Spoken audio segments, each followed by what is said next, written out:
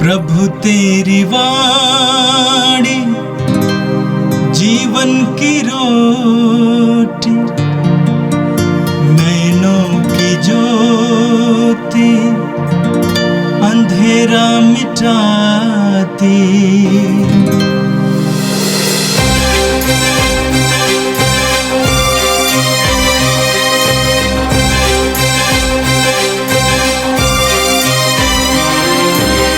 प्रभु तेरी वाणी जीवन की रोटी, नैनों की ज्योति अंधेरा मिटाती। प्रभु तेरी वाणी जीवन की रोटी, नैनों की ज्योति अंधेरा मिटाती। वाणी वाणी वाणी वाणी वाणी पवित्र है, शाश्वत है, जीवन का मन्ना है। 14 अप्रैल शुक्रवार। पहला पाठ प्रेरित चरित्र, अध्याय 4, पद संख्या 1 से 12 तक। पेतरुस और यूहन्ना लोगों से बोल ही रहे थे। याजक, मंदिर आरक्षक का नायक और सैनिक उसके पास आ धमके। वो क्रुद्ध थे क्योंकि प्रेरित जनता को शिक्षा दे रहे थे और यीशु का उदाहरण देकर मृतकों के पुनरुत्थान का प्रचार कर रहे थे। संध्या हो चली थी, इसलिए उन्होंने उनको गिरफ्तार कर रात भर के लिए बंदीगृह में डाल दिया।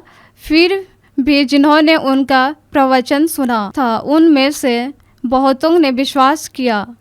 पुरुषों की संख्या अब लगभग 5000 हो गई थी। दूसरे दिन यरूशलेम में शासकों, नेताओं और शास्त्रियों की सभा हुई।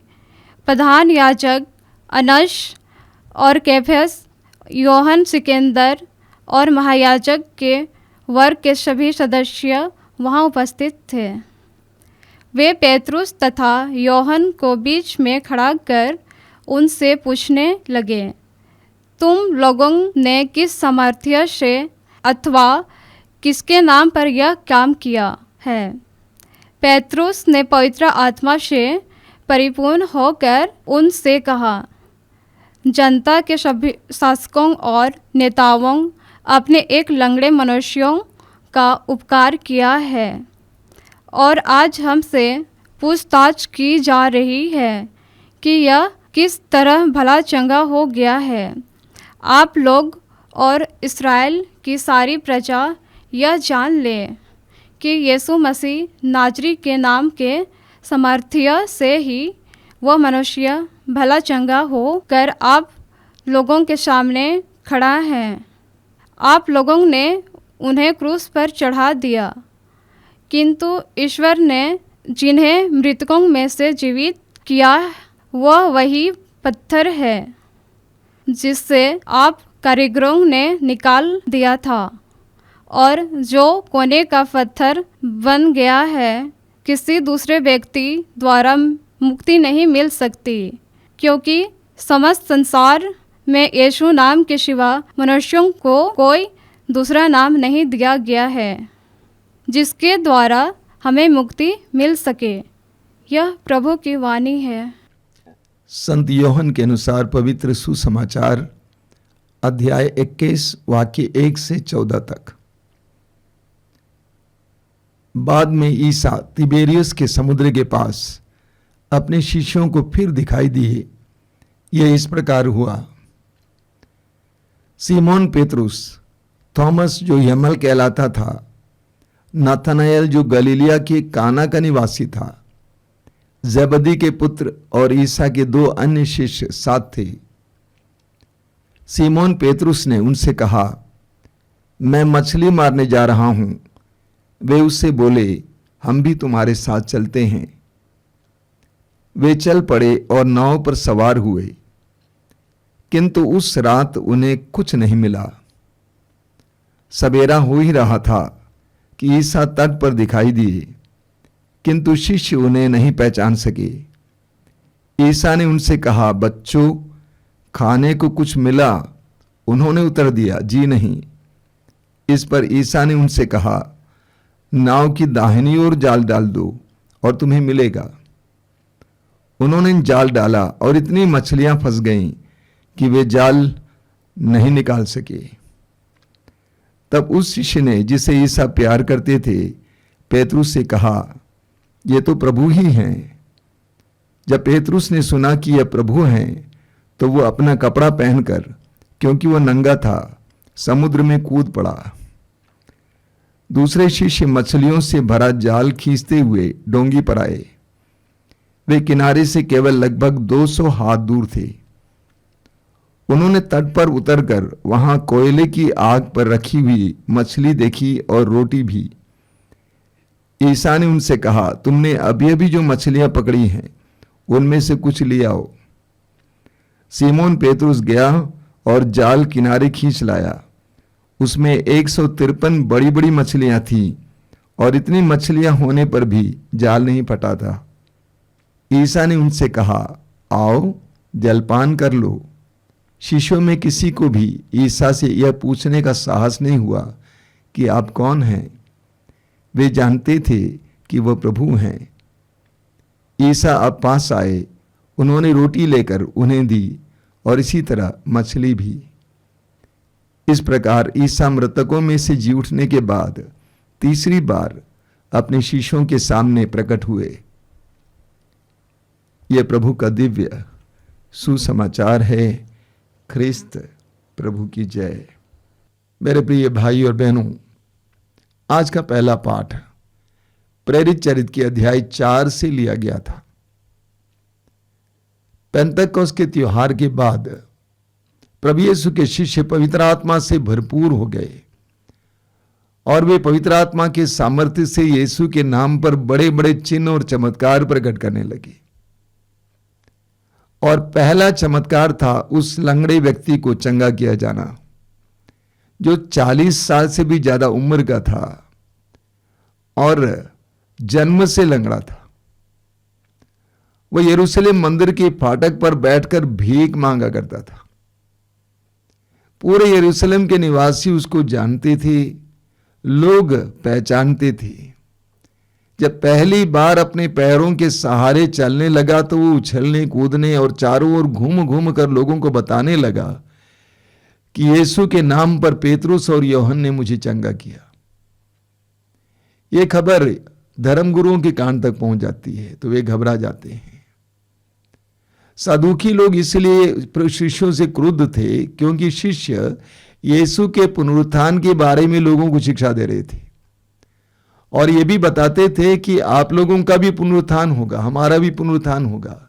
सदूकी लोग पुनरुत्थान पर विश्वास नहीं करते थे। इतना ही नहीं, आज के पाठ में आपने सुना, दूसरे दिन यरूशलेम में शासकों, नेताओं और शास्त्रियों की सभा हुई। प्रधान याजक अन्नस, कैफस, यूहन्ना, सिकंदर और महायाजक वर्ग के सभी सदस्य वहां उपस्थित थे। आपने इन सारे लोगों का नाम सुना है। इन्होंने यीशु को मरवा डाला था और वे परेशान हो गए। यीशु को तो मरवा डाला गया है, लेकिन उनके शिष्य इतने शक्तिशाली बनकर चमत्कार और चिन्ह प्रकट कर रहे हैं। वे पेतरुस तथा यूहन्ना को बीच में खड़ा कर इस प्रकार उनसे पूछताछ करने लगे, तुम लोगों ने किस सामर्थ्य से या किसके नाम पर यह काम किया है? पेतरुस ने पवित्र आत्मा से परिपूर्ण होकर उनसे कहा, जनता के शासकों और नेताओं, हमने एक लंगड़े मनुष्य को उपकार किया है और आज हमसे पूछताछ की जा रही है। जब आप भलाई करते हैं तभी आपके ऊपर लोग उंगली लगाते हैं, इशारा करने लगते हैं। जिस पेड़ पर फल होते हैं लोग उस पर ही पत्थर मारते हैं। पेतरुस ने कहा कि हमने एक उपकार किया है, उसके लिए पूछताछ की जा रही है। वचन में आपने सुना कि पेतरुस पवित्र आत्मा से परिपूर्ण हुआ और पेतरुस इस मौके का इस्तेमाल करते हुए उनके सामने यीशु का साक्ष्य देता है। प्रभु यीशु ने शिष्यों से कहा था कि तुम न्यायपालिका में और न्यायाधीशों के सामने घसीटे ले जाए जाओगे वे सारे क्षण ऐसे होंगे जब तुम मेरा साक्षी बनोगे। आज देखिए आगे लिखा हुआ है, पवित्र आत्मा से परिपूर्ण होकर पेतरुस ने उनसे कहा, जनता के शासकों और नेताओं, हमने एक लंगड़े मनुष्य को उपकार किया है और आज हमसे पूछताछ की जा रही है कि यह किस तरह भला चंगा हो गया है। आगे पेतरुस साक्ष्य देने लगता है, आप लोग और इस्राएल की सारी प्रजा यह जान ले कि ईसा मसीह नाजरी के नाम के सामर्थ्य से मनुष्य भला चंगा होकर आप लोगों के सामने खड़ा है। आप लोगों ने उन्हें क्रूस पर चढ़ाया, किंतु ईश्वर ने उन्हें मृतकों में से पुनर्जीवित किया। आगे खुलेआम पेतरुस यह घोषित करता है, किसी दूसरे व्यक्ति द्वारा मुक्ति नहीं मिल सकती, क्योंकि समस्त संसार में ईसा नाम के सिवा मनुष्यों को कोई दूसरा नाम नहीं दिया गया है जिसके द्वारा हमें मुक्ति मिल सकती है। जब धर्मगुरुओं ने पेतरुस और यूहन्ना को बुलाया, उनके बीच में खड़ा किया, तो पेतरुस घबराता नहीं है, बल्कि पवित्र आत्मा से भरकर यीशु का साक्ष्य देता है। यह कहता है कि किसी दूसरे व्यक्ति के द्वारा मनुष्य को मुक्ति नहीं मिल सकती है, एक ईसा मसीह को छोड़कर। मेरे प्रिय भाई और बहनों, हमारे जीवन में भी जब हम भलाई करने लगते हैं, यीशु के नाम पर न्याय, प्रेम और सेवा का जीवन जीने लगते हैं, हमारे सामने भी इस प्रकार का विरोध होगा। ऐसी परिस्थितियों में हमें घबराना नहीं है, हमें भागना नहीं है, बल्कि जैसा कि प्रभु यीशु ने अपने शिष्यों को सिखाया था, हमें साक्ष्य देने का वो सुनहरा अवसर है। जिस तरह पेतरुस ने साक्ष्य दिया, उसी तरह जीवन के उन क्षणों में जब हमारा विरोध किया जाता है, नम्रतापूर्वक यीशु के हम साक्षी बने। और आज का सुसमाचार यूहन्ना के सुसमाचार की अध्याय 21 से लिया गया था। आपने ख्याल किया होगा, हिंदी बाइबल में अध्याय 21 से पहले मोटे अक्षरों में लिखा हुआ है परिशिष्ट, यानी ये अध्याय बाद में जोड़ा गया है। बाइबल के विद्वानों के अनुसार इस अध्याय की शैली यूहन्ना की शैली नहीं है, लेकिन इसलिए कि इसमें प्रभु यीशु के पुनरुत्थान के बाद के दर्शन का सुंदर वर्णन है, इसको जोड़ा गया है। सुसमाचार में आपने सुना, सीमोन पेतरुस, थॉमस जो यमल कहलाता था, नाथानिएल जो गलीलिया के काना निवासी था, जबदी के पुत्र और ईसा के 2 अन्य शिष्य साथ थे, यानी 7 जन थे। सीमोन पेतरुस ने उनसे कहा, मैं मछली मारने जा रहा हूं। वे उससे बोले, हम भी तुम्हारे साथ चलते हैं। यीशु की मृत्यु के बाद शिष्य टूट गए थे, उदास हो गए थे, निराश हो गए थे। और अभी हमने सुना कि पेतरुस ने कहा, मैं मछली मारने जा रहा हूं। जो धंधा छोड़कर पेतरुस यीशु के पीछे हो लिया था, वो कहता है कि उसी धंधे में मैं वापस जा रहा हूं। अन्य 6 शिष्यों ने भी कहा, हम भी चलते हैं, और वे चल पड़े और नाव पर सवार हुए, किंतु उस रात उन्हें कुछ नहीं मिला। यूहन्ना के सुसमाचार की खूबी यह है कि यूहन्ना के सुसमाचार का एक एक वचन बहुत महत्वपूर्ण है, उसका गहरा अर्थ है। वैसे मछुए रात को मछली पकड़ते थे, लेकिन यहां पर यूहन्ना विशेष रूप से लिखता है, किंतु उस रात उन्हें कुछ नहीं मिला। यानी उनके मन में अंधेरा था, रात थी, बाहर तो अंधेरा था ही, लेकिन मन में भी अंधेरा था, इसलिए कुछ नहीं पकड़ पाए। सवेरा हो ही रहा था कि ईसा तट पर दिखाई दिए, किंतु शिष्य उन्हें पहचान नहीं सके। ईसा ने उनसे कहा, बच्चों खाने को कुछ मिला? उन्होंने उत्तर दिया, जी नहीं। इस पर ईसा ने उनसे कहा, नाव की दाहिनी ओर जाल डाल दो और तुम्हें मिलेगा। नाव की दाहिनी ओर जाल डाल दो और तुम्हें मिलेगा। पेतरुस और ये शिष्य पेशे से मछुए थे, वे जानते थे कि कैसे मछली पकड़ना चाहिए, लेकिन उस समय कहां मछलियां थी इसके बारे में उनको ज्ञान नहीं था। कई लोग बुद्धिमान हैं, बुद्धिशाली हैं, प्रतिभाएं रखते हैं, डिग्री है, पैसा है, स्किल्स है, इतना ही काफी नहीं है। हमें ये जानना चाहिए इस समय कहां जाल बिछाने से हमें मछली मिलेगी, इस समय क्या करने से हमें सफलता मिलेगी। और यह प्रकाश प्रभु ही हमें दे सकते हैं। प्रभु ने कहा नाव की दाहिनी ओर जाल डाल दो और तुम्हें मिलेगा। उन्होंने जाल डाला और इतनी मछलियां फंस गईं कि वे जाल नहीं निकाल सकी। प्रभु के आदेश के अनुसार, प्रभु के दिए हुए प्रकाश के अनुसार, प्रभु के दिए हुए विवेक के अनुसार कार्य करने से इतनी सफलता होगी कि आप संभाल नहीं पाएंगे। तब उस शिष्य ने जिसे ईसा प्यार करते थे पेतरुस से कहा, ये पत्ते तो प्रभु ही हैं। योहन अपने आप को मानते थे कि ईसा यीशु मुझे ही सबसे ज्यादा प्यार करते हैं। यह सच्चाई नहीं है।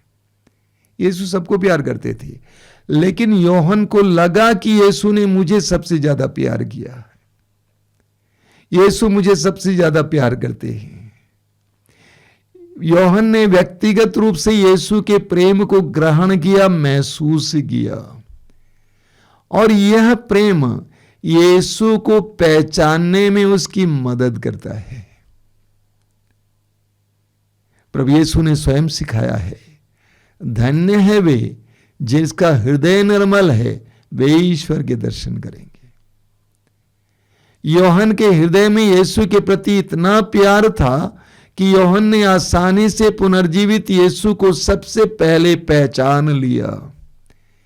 जिसके दिल में प्रभु के प्रति गहरा प्रेम है, वो आसानी से प्रभु के सानिध्य को और प्रभु को पहचान ले पाता है। जब पेतरुस ने सुना कि यह प्रभु है, तो वो अपना कपड़ा पहनकर, क्योंकि वह नंगा था, समुद्र में कूद पड़ा। यह पेतरुस का स्वभाव था। पेतरुस बहुत ही सहज था, कुछ भी बहुत जल्दी से करता था, सहज था। उसकी सहजता देखिए, जो ही उसने सुना प्रभु है, पानी में कूद पड़ता है और यीशु की ओर दौड़ पड़ता है। दूसरे शिष्य मछलियों से भरा जाल खींचते हुए डोंगी पर आए। वे किनारे से लगभग 200 हाथ दूर थे। उन्होंने क्या देखा? उन्होंने देखा तट पर उतरकर वहां कोयले की आग पर रखी हुई मछली और रोटी। प्रभु यीशु ने अपने शिष्यों के लिए नाश्ता तैयार किया था। सुसमाचारों में हम पढ़ते हैं कि पुनर्जीवित यीशु जहां भी दर्शन देते थे, वे अपने शिष्यों को ईश्वरीय प्रेम से ओतप्रोत कर देते, भर देते थे, उनको शांति से प्रेम से भर देते थे। अब यहां पे पढ़ने को मिलता है कि प्रभु यीशु ने उनके लिए नाश्ता बना के रखा है, अपना प्यार दर्शाने के लिए। जिन शिष्यों ने उनको छोड़ दिया था, छोड़कर भाग गए थे, उन्हीं शिष्यों की खोज में वो निकल पड़ते हैं, आ जाते हैं और उनके लिए नाश्ता भी तैयार करके रखते हैं। सीमोन पेतरुस गया और जाल किनारे खींच लाया। उसमें 153 बड़ी बड़ी मछलियां थी। बहुत सुंदर बात है, वहां पर यह भी लिखा हुआ है कितनी बड़ी बड़ी मछलियां थी। आगे लिखा हुआ है इतनी मछलियां होने पर भी जाल नहीं फटा था। ये प्रभु का चमत्कार है। जब प्रभु हमें देते हैं तो उसको सुरक्षित रखने के लिए भी प्रभु हमें सामर्थ्य देते हैं। ईसा ने कहा, आओ जलपान कर लो। शिष्यों में से किसी को ईसा से ये पूछने के लिए साहस नहीं हुआ कि आप कौन हैं। वे जानते थे कि ये प्रभु हैं।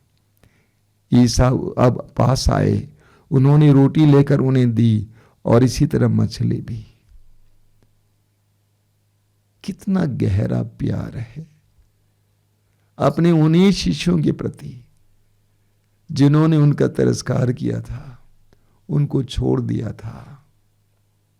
ये ईश्वर का प्रेम है। आइए हम प्रार्थना करें। प्रभु यीशु धन्यवाद देते हैं आज के सुंदर और पवित्र वचनों के लिए। एक एक वचन के द्वारा तू हमारी बुद्धि को प्रकाशित कर रहा था, तू हमारे हृदयों को अपने प्रेम से भर रहा था।